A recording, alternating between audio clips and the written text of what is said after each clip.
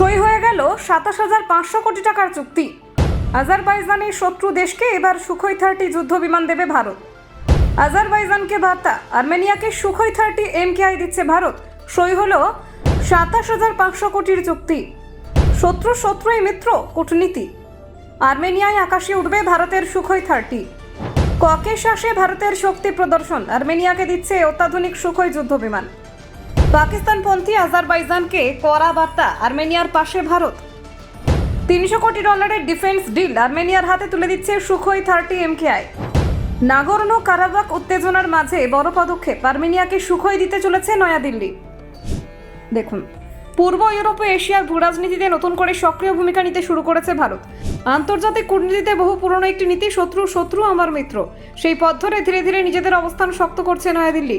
সাম্প্রতিক সময় ককেসাস অঞ্চলে সংঘাতকে ঘিরে ভারতের নতুন পদক্ষেপ সেই কৌশলকেই আরও স্পষ্ট করে তুলেছে। ভারত সরকার সিদ্ধান্ত নিয়েছে আর্মেনিয়াকে অত্যাধুনিক সুখোই Su-30 MKI যুদ্ধ বিমান সরবরাহ করবে। প্রাথমিকভাবে প্রায় 10 থেকে 12টি যুদ্ধ বিমান দেওয়ার বিষয়ে দুই দেশের মধ্যে সমঝোতা হয়েছে। এই চুক্তি সম্ভাব্য মূল্য প্রায় $300 কোটি, যা ভারতীয় মুদ্রায় প্রায় 27,500 কোটি টাকার কাছাকাছি। এই সুখোই Su-30 MKI যুদ্ধ বিমান রাশিয়া ও ভারতের যৌথ উদ্যোগে তৈরি। বর্তমানে ভারতীয় বায়ুসেনার অন্যতম শক্তিশালী বহুমুখী যুদ্ধ বিমান হিসেবে পরিচিত। আকাশ থেকে আকাশে এবং আকাশ থেকে ভূমিতে আঘাত হানার ক্ষেত্রে এই বিমান অত্যন্ত কার্যকর বলে মনে করা হয়। আর্মেনিয়ার বায়ুসেনার কাছে ইতিমধ্যেই কয়েকটি সুখোই Su-30 SM যুদ্ধ বিমান রয়েছে, কিন্তু Su-30 MKI তার তুলনায় অনেক বেশি উন্নত প্রযুক্তির। অত্যাধুনিক রাডার, উন্নত অস্ত্র ব্যবস্থা এবং দীর্ঘপাল্লার ক্ষেপণাস্ত্র ব্যবহারের মতো এই বিমানকে আরও শক্তিশালী করে তুলেছে। চুক্তির অংশ হিসেবে যুদ্ধ বিমানের পাশাপাশি গাইডেড বোমা, এয়ার টু সারফেস ক্ষেপণাস্ত্র সহ বিভিন্ন আধুনিক অস্ত্র আর্মেনিয়াকে সরবরাহ করবে ভারত। এছাড়াও ভারতের নিজস্ব প্রযুক্তিতে তৈরি উত্তম AESA রাডার সবচেয়ে বিষয়টিও আলোচনায় এসেছে।